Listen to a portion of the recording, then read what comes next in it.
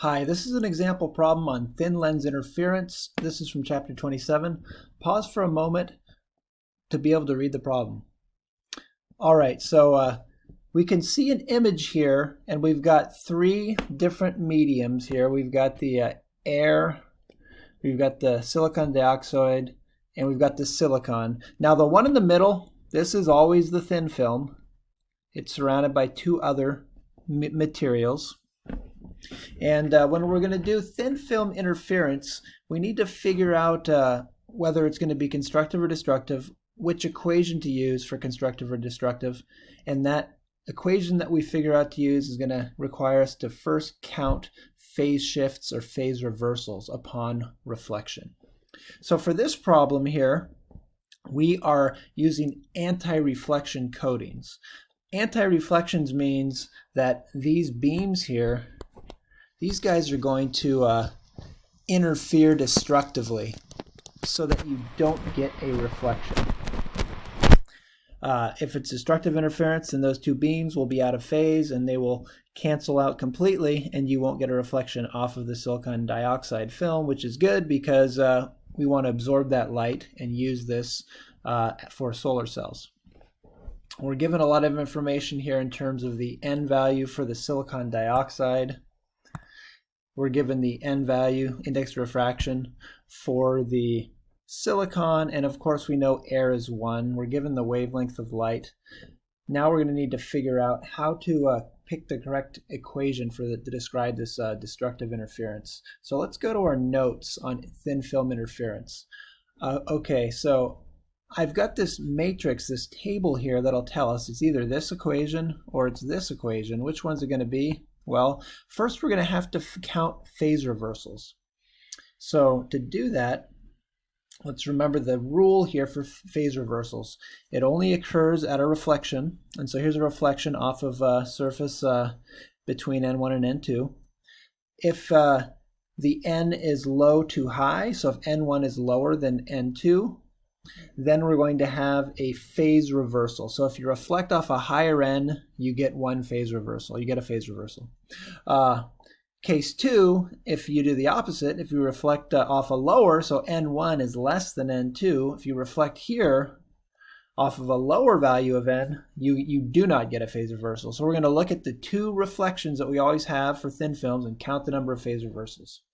Going back to our problem, let's look at the first phase reversal, the first reflection. We're going from low to high, reflect off high. So we've got 1 here.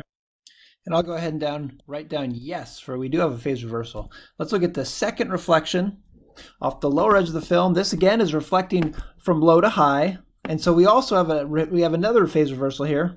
So altogether we have 2 phase reversals. And so that's going to help us choose which equation we want. So we've got 2 phase reversals, and we are looking for destructive interference. Let's go and see which equation we need to choose. So going back to this table, how this works is we say, okay, this is the column for 0 or 2 phase reversals, so we're here. We want destructive interference, so we're here, which means we need to use this equation right here. So that equation, let me go ahead and copy it real quick.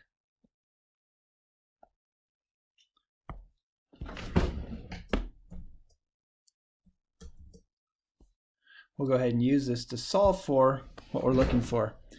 So in this case it says, assuming normal incidence, which is always the case here, determine the minimum thickness of the film that will produce the least reflection at a wavelength of 552.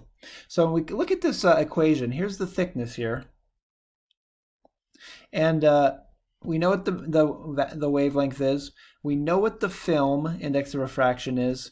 Now, the question is, what should M be to get the minimum thickness? Well, you can see that as M goes up, remember M can be 0 or 1 or 2, etc. If M goes up, the thickness goes up. So there's a lot of different thicknesses for which you can get destructive interference here. But we want the minimum one. That means we want the smallest value of M that we can have here. And that's going to be when m is equal to 0.